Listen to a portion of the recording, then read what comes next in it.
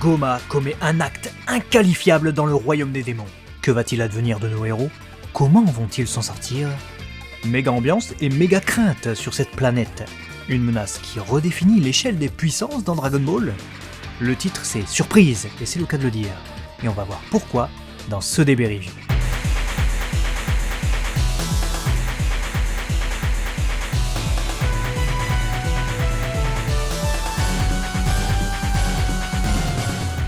Salut les CN, bienvenue sur DB Times, vos vidéos sur Dragon Ball. On se retrouve pour l'épisode 13 de Dragon Ball Daima, mais avant toute chose, bonne année si vous n'avez pas vu notre précédente vidéo, l'épisode des prédictions de Baba, c'est possible. Auquel cas c'est votre première vidéo de l'année, on vous souhaite évidemment les meilleurs vœux et la santé, c'est le plus important. Ouais, la santé c'est le plus important, ô combien d'ailleurs elle est importante cette santé. On espère que du coup vous commencez bien l'année. Là on la commence en tout cas nous avec l'épisode 13 de Dragon Ball Daima. Vous connaissez désormais normalement le format les reviews. On est parti directement avec un petit scénario, comme d'habitude Yuko Kakihara. On y va pour le synopsis. Au palais du premier Makai, Goma prend une décision radicale. Désactiver le Warp pour empêcher Goku et son groupe d'arriver jusqu'au Daimao. C'est une grande première dans le monde des démons. Jamais le grand Warp n'avait été désactivé, d'après Dégès, son assistant. Dans le deuxième Makai, nos héros sont confrontés à une nouvelle panne de vaisseau qui les force à atterrir sur une planète de ce deuxième monde. Il s'agit de la planète Méga, une planète peuplée de géants. Tandis que Pandy s'attelle à réparer l'appareil, bien assisté par Bulma, Goku, Vegeta, Piccolo et Glorio doivent faire face à un enfant Mégas qui arrive vers eux avec son chien et menace l'avion de destruction. Heureusement, bien soudé, notre équipe s'en sort indemne et repart en direction du Warp, sans savoir qu'il a été désactivé sur ordre du Daimao. Voilà, toujours après un scénario de Toriyama Sensei, Yuko Kakihara, qui nous a fait un petit épisode finalement liant.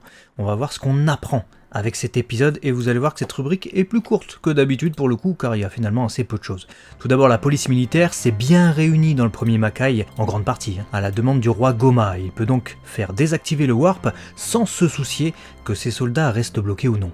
Personne ne s'approche de la planète Méga en temps normal, pas même le grand roi démon et sa police militaire, car elle est réputée comme étant la deuxième planète la plus dangereuse du Daimakai. Une des infos principales de cet épisode est que l'avion d'Ibis est alimenté par une pierre appelée Magilaito. Peut-être Magilight. En tout cas, c'est une source d'énergie très puissante lorsqu'elle est mise en contact avec de l'eau acide et qui sert à alimenter tout l'appareil. On la retrouve dans le deuxième monde des démons. Ça semble être l'alimentation principale des avions du Daimakai. Bon à savoir s'il faut repartir avec un autre engin et si jamais on a besoin de réparer en définitif l'appareil qui avait servi à Shin pour arriver dans le monde des Kaioshin de l'univers 7. Ouais, tout à fait, ouais. On ne voit d'ailleurs que des enfants Mégas dans cet épisode, mais on a pu voir ô combien un seul d'entre eux était une menace pour nos héros, si petits en comparaison.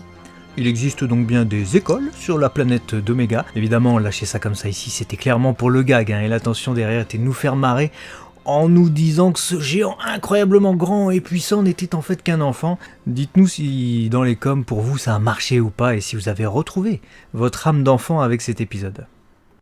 Le fameux Kraken, qui est une terrible menace pour tout le monde, n'est qu'un poulpe bon à pêcher pour ces géants qui mangent leurs tentacules grillés. En fin d'épisode, Goku demande pourquoi ce n'est pas un Mégas qui règne sur le Daimakai, vu comme ils sont forts. Shin répond que c'est parce qu'ils aiment cela couler douce et ne sont pas intéressés par ce genre de choses. Je vous dis littéralement ce qu'il dit, parce que j'ai lu autre chose moi dans les sous-titres. Et effectivement, vu comme un seul enfant Mégas a nécessité de force, avec carrément Goku et Vegeta transformés en Super Saiyan, il y a de quoi relativiser sur la puissance des extraterrestres dans Dragon Ball, mais aussi de celle des Majin de taille humaine. On va voir maintenant les références qu'il y avait dans cet épisode, comme j'avais annoncé du coup on tient bien un épisode, référence à l'épisode 6 de Dragon Ball GT, avec la planète Monmas, qui est ici remplacée par la planète Méga, sur laquelle vivent les Mégas. Monmas s'écrivait aussi avec TH à la fin, puisque c'est l'anagramme de Manmoth, qui signifie mammouth, signe que tout est big du coup sur cette planète. Là les noms ils font référence avec ces terminaisons, mais sont beaucoup plus simples, comme vous l'avez remarqué avec Méga et Giga, donc Giga, qui explicite déjà que tout est plus grand. Oui, car il existe aussi une planète Giga, où vivent les Gigas, d'après Neva. La scène des hautes herbes et des créatures qui guettent après Goku et son groupe fait référence à ce poster dessiné par Toriyama Sensei, dont on avait parlé déjà dans les prédictions de Baba, et qui a été dessiné pour la promotion de la série télé GT à l'époque. On a aussi ce point de vue dans l'épisode 6 qui adapte ça, mais la différence fondamentale, c'est qu'on ne voit qu'un seul géant dans l'épisode de Dragon Ball GT, là où sur ce poster on en voit plusieurs. Cet épisode 13 de Daima a voulu y faire référence puisqu'on ne croise également qu'un seul géant dans l'épisode, mais on voit les autres un peu plus loin, en toute fin, lorsque Goku regarde par le hublot. Et tout comme le géant de l'épisode 6 de Dragon Ball GT, le géant Megas s'assoit et mange. C'est peut-être dû au fait qu'au Japon, il n'est pas poli de manger en marchant, pour plusieurs raisons, comme le fait de mieux pouvoir apprécier un repas en étant posé, et aussi pour éviter d'en faire tomber partout et de tout salir. Culturellement, c'est donc logique qu'un individu se pose pour manger plutôt que de manger son tentacule de kraken en marchant, quoi. Et dans un second temps, le géant se rend compte aussi de la présence de nos héros, seulement après avoir fini son repas, ou du moins une partie. On a aussi le même plan large avec la petite indication pour faire remarquer où se trouvent nos héros dans les hautes herbes, tandis que le géant est tranquillement assis. Comme dans DBGT, Goku a recours à un Kamehameha, mais ici ce n'est pas pour extraire une dent carriée dans laquelle s'était coincée une Dragon Ball, mais pour repousser un toutou géant.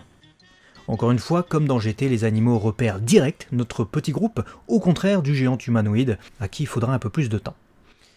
Section commentaires, on commence. Déjà visuellement, c'est beau, c'est très beau, mais je te propose d'en reparler tout à l'heure avec la technique, puisqu'on a une rubrique spécialement dédiée à la réalisation. Mais au-delà de l'aspect visuel, je sais pas ce que tu en penses. Pour le coup, c'est pas un épisode dans lequel il va se passer grand chose pour nos héros, on est plus sur un épisode de remplissage bourré de gags et de références en fait. J'ai carrément senti ça. J'ai pris plaisir, je vais pas vous mentir, j'ai pris beaucoup de plaisir à découvrir cet épisode. Il est rafraîchissant, voilà, tu l'as dit, c'est super beau, on en reparle après. Il y a des petits gags, il y a des références, il est assez immersif, à partir du moment où t'es dans, tu vois, cette planète, t'as des géants, même s'il y a des références à GT, on y reviendra d'ailleurs dans la partie animation-réalisation, mais la façon dont ce rapport de taille, cette immersion a pu être fait visuellement, ça t'aide à être plongé dans l'épisode. Donc de manière générale, je suis d'accord avec toi, on passe un bon moment, mais scénaristiquement, on va pas se mentir, ça avance pas. Il sert à rien, je veux dire. Non mais en vrai de vrai. Oui, tu peux l'enlever de l'histoire en vrai. C'est un épisode que tu peux. C'est un épisode bonus quelque part. C'est un épisode tu peux totalement l'enlever de Daima. Dans le scénario, en vrai, ça va rien te changer en vrai. À part la désactivation du warp. Et c'est justement ce dont je voulais parler. C'est que c'est la seule avancée scénaristique. Et elle survient dans les toutes premières minutes de l'épisode. En dehors de ça, il ne se passe pas grand-chose. On va reparler du warp juste après. Mais j'ai trouvé que cet épisode, en fait, voulait nous montrer de l'exposition. Donc du visuel, du contenu sur le deuxième Makai. Et nous exposer encore une fois du lore avec la découverte de cette planète. On retrouve la fibre aventure du début de Dragon Ball et de Dragon Ball GT, ainsi que de l'humour, qui est vraiment omniprésent en plus dans l'épisode, même si c'est à petite dose, je trouve. C'est pas, on se claque pas des grosses barres de rire, je trouve. J'ai trouvé quand même que cet épisode pouvait du coup scinder un peu. Tu vois, les spectateurs, t'as ceux qui pouvaient attendre une grosse avancée scénaristique et qui vont se dire mais qu'est-ce que c'est que cet épisode, c'est nul parce qu'il se passe rien, etc. Et puis t'as ceux qui ne sont là que pour profiter, Daima c'est du bonus et c'est pour prendre plaisir de retrouver du Dragon Ball, et qui là pour le coup, je pense, peuvent apprécier pleinement cet épisode puisque on nous plonge totalement dans ça, cette ambiance de découverte, tu vois, de périple en gros. Ah c'est sûr que je te rejoins totalement sur le fait de... Dernier épisode, t'as Vegeta Super Saiyan 3. Donc si t'attends de la bagarre, de la puissance, du ça y est, ça monte en puissance, et l'épisode d'après, tu te retrouves face à des hamsters, bon, je peux comprendre que pour certaines personnes, ça va géant, mais ça va diviser, sur ça, c'est sûr. Mais je pense vraiment qu'il faut le prendre comme tel, c'est beau, c'est rafraîchissant, il ne faut pas se prendre la tête, parce que... Alors, je vais te donner un truc qui, moi, me chafouine est un bien grand mot, mais je vais te demander ton avis d'ailleurs sur ça, au-delà du fait que, bon, on a encore une énième panne d'avion, je me dis, j'ai jamais vu autant de pannes d'avion en 13 épisodes. Ouais, c'est un peu abusé, les pannes d'avion, tous les épisodes, ça c'est sûr. Il n'y a que des trucs qui ne fonctionnent pas chez eux. Non, ce que je trouve un petit peu, mais c'est peut-être mon attente, c'est que tu vois, on nous dit que la planète Méga, c'est la deuxième planète la plus dangereuse du Daimakai. Voilà, donc, sur ça, pourquoi pas, on l'a vu, j'accepte. Mais pour apprendre que derrière, la première planète la plus dangereuse, c'est la planète Giga. Je me dis, c'est bien, mais est-ce que c'est pas un peu trop enfantin? Parce que, en fait, du coup, pour ma part, vraiment, ça n'engage que moi, quand tu m'as dit on va aller au Makai, Daimakai, et tout ce qu'on voit dans Daima, Royaume des démons, Que la deuxième, ça soit des géants pacifiques qui soient tellement, tu vois, invraisemblablement forts que tu ne peux pas les faire bouger, je peux comprendre. Et d'ailleurs, c'est marrant. Mais j'aurais voulu peut-être que la première, plus dangereuse, ce soit vraiment plus sombre. Vraiment quelque chose d'un peu plus dark, un peu plus. Ouais, bon, moi, celle-là, t'es au Daimakai, quoi. T'as pas que des démons qui se bourrent la gueule dans un bar, même si c'est l'humour de Toriyama. Et je pense qu'il y a énormément de ça dans Daima et j'adore. Donne-nous au moins un truc qui fait que c'est des vrais démons, tu vois. La plus dangereuse, en plus, tu utilises le terme dangereux. Bon, je me suis dit, c'est la même, mais en plus grand, quoi. Bon, ok, bon, ouais, bon. Ouais, bon. Tant- je sais que j'aurais pas plus que des grands. Oui, on la verra sûrement Voilà. pas. Moi, ce qui Oui, c'est ça. m'interroge, c'est justement, bon, on la verra sûrement pas, la plus dangereuse, mais comme on nous justifie que c'est pareil, mais en plus gros, bon, moi, ça me dérange pas qu'on la voit pas, je m'en fous. Mais par contre, tu nous mets cet épisode-là, et on verra peut-être pas la planète Kaishin, tu vois. La planète des Kaioshin. C'est sûr. Enfin, la planète des Kaioshin, des Glind, du coup. Et là, ça risque de m'embêter. Et par contre, pour rebondir sur ce que tu amènes avec cette réflexion sur le danger du Daimakai, bon, je pense que on fera le vrai constat à l'issue de la série. Là, pour l'instant, je pense qu'il est beaucoup trop tôt. La série n'est pas finie, il reste encore plusieurs épisodes. Mais je me dis quand même, ils veulent sortir du deuxième Makai là, et je suis même pas certain qu'on retrouve des planètes comme ça et du danger véritablement dans le premier Makai, en dehors du palais. Donc je me Je suis dis, pas bon, sûr qu'on ait le temps. ouais, c'est ça, je suis pas sûr qu'on ait le temps. Donc on verra. Mais déjà verra. Goma a pris des dispositions, on va dire, puisqu'il a fait taire le warp, ce qui va pas faciliter l'arrivée de nos héros, déjà qui sont ralentis par des enfants géants, des chiens et des tiques. En plus de ça, bon, s'ils peuvent pas passer le warp, ça va être compliqué d'arriver à destination, sachant qu'il reste peu d'épisodes, je sais pas trop comment ça va se passer. Peut-être que tout ça prendra beaucoup moins de temps, je sais pas. Par contre, il y a un truc qui m'a interrogé dans cet épisode, je sais pas toi. Mais il fait taire le warp. Il sait qu'Alinsu, elle est coupable de trahison. Il l'a vu directement dans ces images là, à travers son machin qui lui permet de voir ce qui se passe. La télévision. Pourquoi il la met pas aux arrêts? Parce qu'on voit qu'elle est encore dans le palais, en plus de ça, avec sa Dragon Ball tranquillement posée sur le bureau, à passer des appels. Je me dis, mais c'est bizarre. Ou alors il a pas eu le temps. En tout cas, on verra si ça se passe au prochain épisode ou pas, mais c'est curieux. Je suis d'accord. C'est vrai que pour un gouverneur, entre guillemets, mais bon, t'as une menace comme ça, la première Dragon Ball, tu la mets aux arrêts, tu récupères un Dragon Ball. Bah, je veux dire, normalement, tu te dis, bah, c'est moi, oui. c'est moi qui suis au-dessus d'elle. Donc, est-ce qu'il y a une relation entre les deux qu'on ne maîtrise pas encore tout à fait, qui fait qu'il peut pas se permettre ça avec elle? Surtout qu'il n'y a pas l'air d'avoir Majin Ku et Majin Du. S'ils s'inquiètent d'un truc, à mon avis, c'est eux, tu vois. Ils s'inquiètent parce qu'ils ont vaincu le Tamagami, tu vois. Mais là, ils sont pas autour d'elle, ils pourraient... on verra. En tout cas, on va aborder maintenant la technique. On reviendra évidemment sur une conclusion de cet épisode tout à l'heure. Le storyboard ainsi que la réalisation de cet épisode est assuré par Aya Komaki.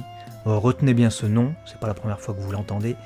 Mais alors là, dans cet épisode, que ce soit les couleurs, les ambiances ou les atmosphères dans lesquelles elle nous plonge à travers cette superbe réalisation, en plus de ça, le storyboard est plutôt soigné.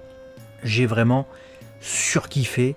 Les transitions en plus de ça sont habiles, comme Vegeta qui dit qu'il sera l'adversaire du toutou et qui passe rapidement devant Goku avant d'enchaîner fluidement. Ça n'existe pas ce mot, mais je l'invente pour l'occasion. Il passe devant Goku et on a droit à un travelling comme ça où on les voit avancer vers nous tandis qu'ils sont poursuivis par l'animal. J'ai beaucoup aimé.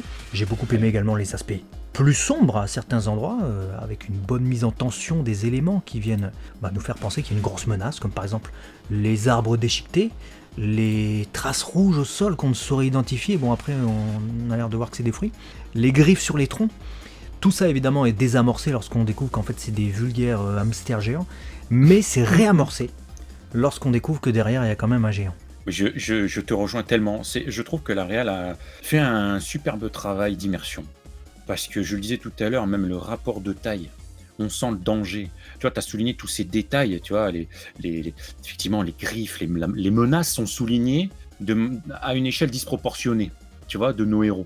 Et donc, ce rapport de taille fait que j'ai senti le danger, les plans, le cadre, J'ai vraiment eu cette sensation que le poster que tu soulignais tout à l'heure d'Akira Toriyama pour Dragon Ball GT, sa promotion, prenait vie. Et que je sentais la menace véritable d'une faune et d'une flore qui étonne le viewer et nos héros et dont il faut se méfier. Et ça, vraiment, je trouve que la réal, c'est super. J'ai aimé, tu vois, parce que ça aurait pu être vite en mode ouais, bon. Et non, ils ont fait un beau taf. On peut pas leur enlever ça. Clairement. Et puis à la fin, c'était beau aussi avec cet aspect onirique quand on quitte la planète. Et petite note aussi sur l'emphase de Glorio, plongé dans l'ombre, contrairement aux autres. Est-ce que ça semble annoncer quelque chose? Lui qui connaît sa mission et ce qu'il attend, à moins que on ait une surprise. On va voir maintenant l'animation, puisque ça a bien bougé, c'était beau aussi dans cet épisode de ce côté-là. On avait en tant que directeur de l'animation Shuntaro Mura et Koji Watanabe. Le premier était assistant directeur de l'animation sur l'épisode 7 et faisait donc déjà des corrections de dessin ci et là, tandis que le second était déjà directeur de l'animation comme ici sur les épisodes 5, sur l'épisode 11 et sur cet épisode que vous venez de voir, corrigeant donc non seulement les cuts des animateurs clés, mais aussi les timings des animations. En gros, c'est le rythme, la vitesse des animations si vous préférez. Avec cet épisode 13, très chargé en belle animation et en nombre d'animateurs, on va commencer direct avec l'arrivée sur la planète de Mega et les cuts de Yukihiro Urata. C'est d'ailleurs la première fois qu'on mentionne cet animateur, pourtant déjà présent sur 3 autres épisodes de Daima, et sur One Piece notamment, où c'est un grand nom. Il est également présent sur les films de la licence, comme le dernier en date, One Piece Red. Il travaille bien sûr aussi sur Precure et plusieurs autres séries animées par Toei Animation. Le style de cet animateur est plutôt pur sur cet épisode, et Goku paraît être un enfant innocent qui s'amuse du décor.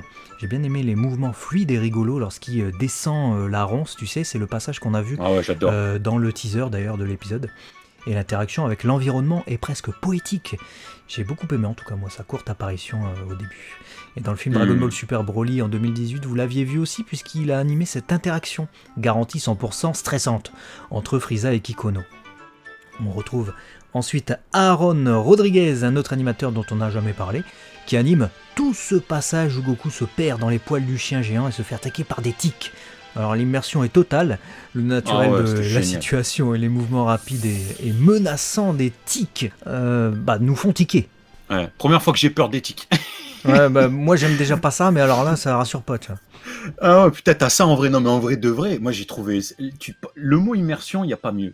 En vrai de vrai, j'ai trouvé en fait que, tu vois, on était en dehors, et le fait qu'on aille dans le poil, et qu'on se retrouve avec ce jeu de lumière et en même temps toute l'animation, tu vois, de Rodriguez, etc. Je me suis dit, il fallait y penser, mais c'est du génie. Ça m'a fait penser à un jeu vidéo, tu sais, où tu te perds dans un truc qui sort un peu de la route principale, tu vois, du scénario. J'ai bien aimé moi ça.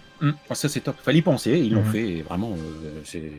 En tout cas, très content du coup de retrouver cet animateur que j'avais vu sur Frieren ou encore sur One Piece et qui gère super bien les effets de vitesse ou les impacts et de rayons notamment. En plus de ça, on a ensuite Sanda, l'animateur français qu'on vous avait déjà montré sur l'épisode 3 au moment de la contre-attaque de Glorio face aux autochtones.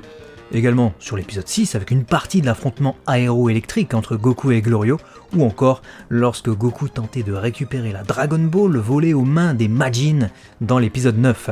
On le retrouve ici sur la scène du Kamehameha de Goku, comme il l'a annoncé sur les réseaux sociaux. On retrouve sa patte avec Goku qui vole à toute vitesse et arrive en trombe face à l'animal géant. L'exécution du Kamehameha est bonne et l'effet d'impact avec l'expulsion du chien l'est encore plus. Bien qu'il ait été corrigé ci et là comme les autres animateurs, cette scène figure déjà pour moi parmi ses meilleures pour le moment sur la série. Une exécution rapide et efficace. Ouais, il a géré. Pauvre toutou, ce que je disais. Il a dû avoir mal, pauvre petit toutou. J'avoue, pauvre toutou. T'as pas un petit commentaire spécial sur le toutou? Parce que je m'attendais, j'ai vu l'épisode, je me suis dit, il va faire cette réflexion, c'est sûr. Et d'ailleurs, pour la blague du toutou, frère, je pense que vous avez noté son incroyable trou de balle démesuré. Excusez-moi, il n'y a pas d'autre terme. On a besoin de savoir ça. Non, mais je te jure, frère, tu sais qu'à un moment donné, Comme on a eu la blague de Goku qui chie tous les épisodes à un moment donné en début de Daima et qu'ils ont aimé faire de l'humour pipi caca, comme il y avait quand même pas mal de plans où on voyait son trou de balle, je me suis dit, j'espère qu'à un moment donné, ils vont pas nous faire la vanne que le chien va yèche dans les ronçons et qu'on va avoir un caca démesuré à côté d'un Goku qui se bouche le nez en mode ah ça pue et qu'on verrait et toi une Non, heureusement demeure, non. Heureusement tu non. vois. Non, Mais nous a j'y ai épargné pensé ça. parce que je me suis dit c'était pas impossible pour un humour pipi caca pseudo enfantin comme on. Mais là, on a j'ai bien pu aimé l'avoir. parce qu'on Ils n'est l'ont pas sur un fait. humour pipi caca dans cet épisode. Tu vois.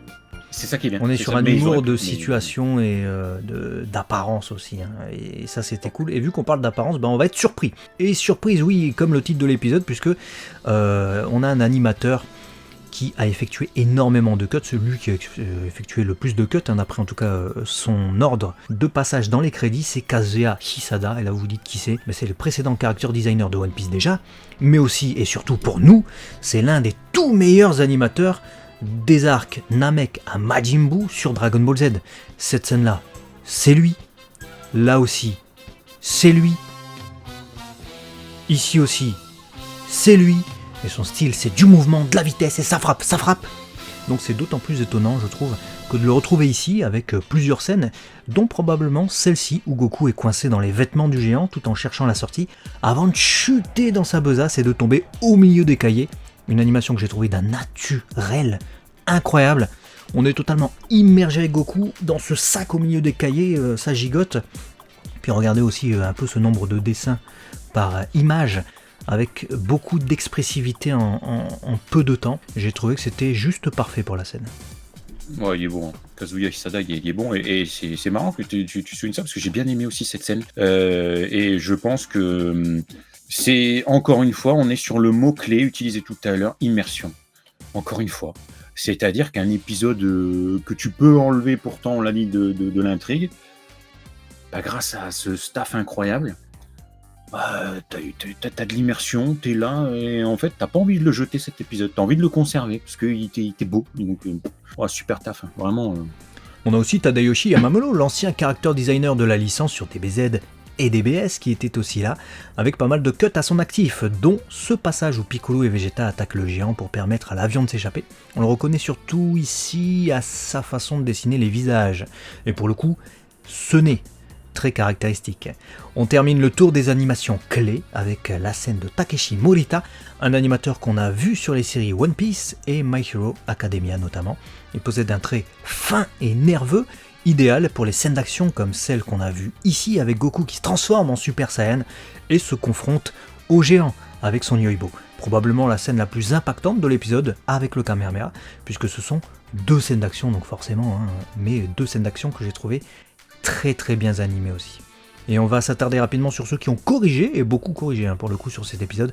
D'abord la directrice de l'animation en chef, Naoko Yamaoka, qui était directrice de l'animation sur les épisodes 2 et 7, et qui passe ici à la supervision. Donc encore au-dessus, elle corrige au-dessus de ceux qui corrigent si vous préférez.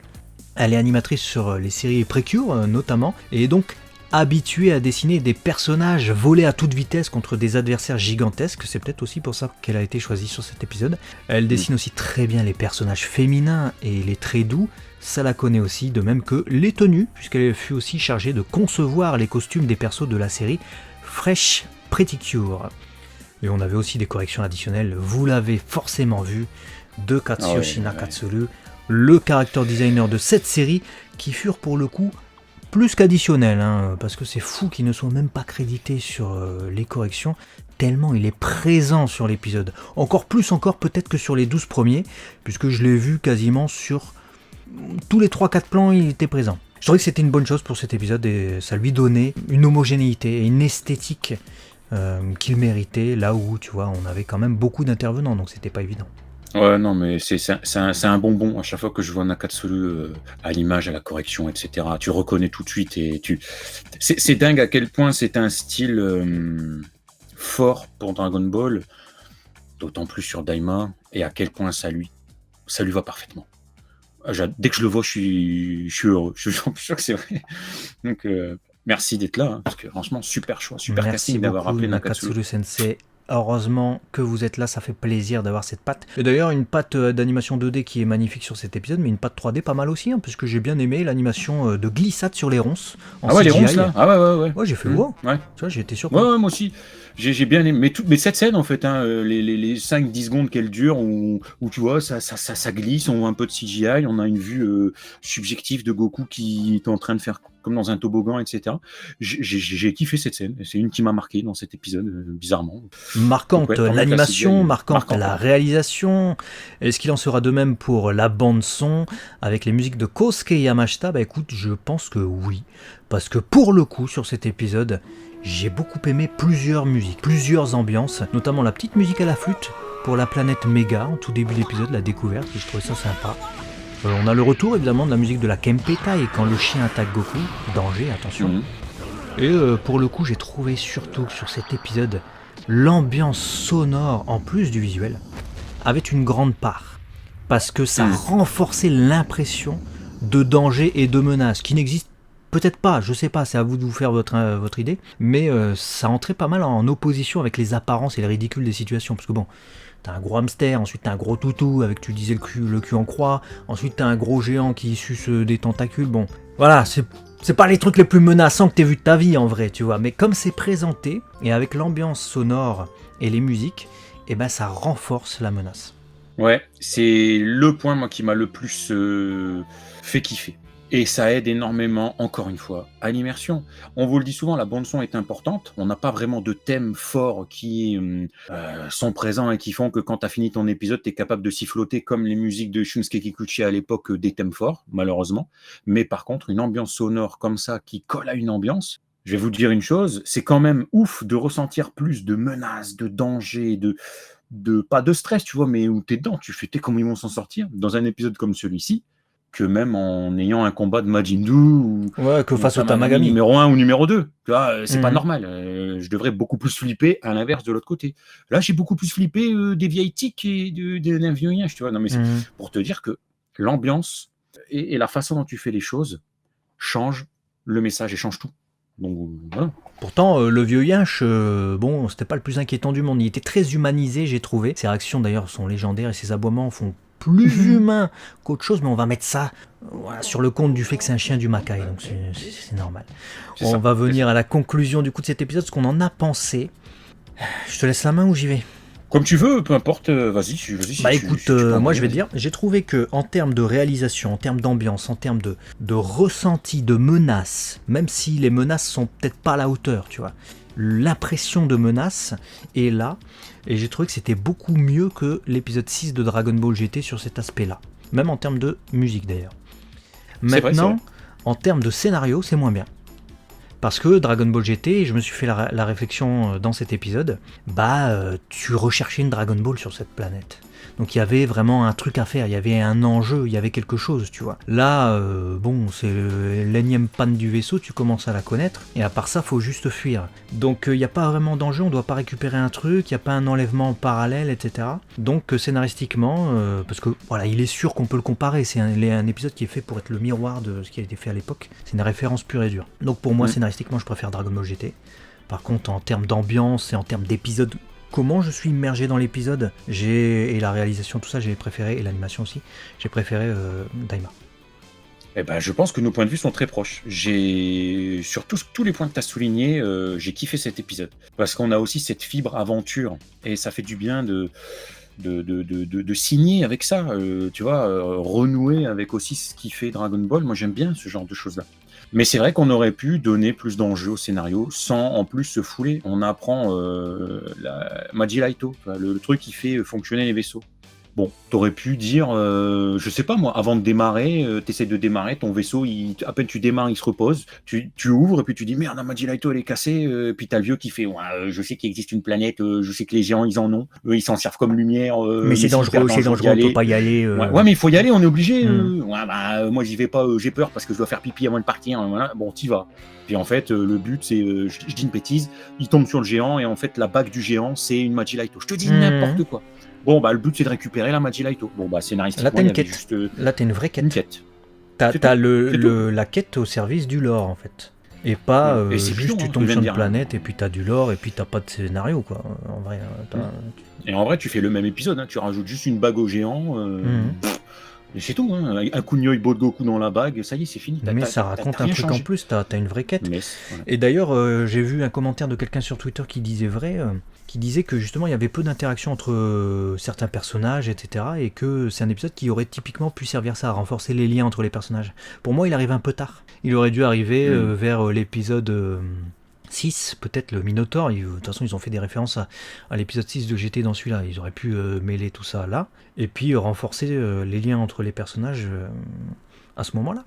Parce que là, il y avait là, ils ont tenté moment, bah oui, un mais petit ça peu, servait à rien. Ils avaient Bulma déjà et des liens établis. Bon, Bulma, Pansy, oui, vite fait, mais. Pansy, et puis Vegeta Glorio, t'as senti que Vegeta Glorio était Glorio. content d'être sauvé. Oui, bah tu sais, quand Vegeta il Ouais, sauve bah, Glorio, à un moment donné, je me vois suis dit, de quoi bon, tu parles, mais. est-ce le que ça lien, peut ne pas ils sont même servir pas à la échangé un mot. psychologie du personnage Si le lien, c'est. Non. Et puis là, tu fais. Non, mais c'est vrai, non, mais je suis C'est d'accord ça, avec bah, toi. bravo, merci Ouais, le non, mais lien, c'est ça. putain, ouais, bravo. Mais il peut se dire, ah, putain, j'ai été sauvé, eux, ils me considèrent, quoi. Alors que là, Magnifique. Alinsu, je suis bon à Magnifique. passer chez les crocodiles. Tu vois. Bon. Mais c'est peut-être ça qui. Enfin, c'est pas cette scène-là, hein, mais c'est toute l'évolution de Glorio pour moi qui va le faire changer. On le voit. Il va se passer un truc. J'ai hâte de voir le prochain épisode en espérant qu'il se passe quelque chose parce que enchaîner 2 épisodes où il se passe que ça, ça va être dur pour tout le monde, je pense. Même si j'ai apprécié en tant que fan de Dragon Ball, évidemment, d'être plongé dans cet univers Toriyamesque. De toute façon, on ne peut qu'apprécier ça dans ces épisodes-là. C'est un épisode fait pour ça en fait. Référence, clin d'œil, beauté. Voilà, mais à part ça, bon, bah, ça n'avance pas, hein, scénaristiquement, ça c'est sûr. Donc autant kiffer ce qu'on a eu. Voilà, dites-nous dans les commentaires vous comment vous avez vécu cet épisode et nous on se retrouve du coup très vite. Vous l'avez compris avec prédiction de Baba, forcément. Il y a des choses à dire. Faut bien les suivre. Et l'autre vidéo qui arrivera aussi sur les Kaioshin. Il y a un gros problème avec les Kaioshin. On va en parler sur la chaîne. Soyez abonnés pour ne pas manquer ça. À la prochaine. Matane.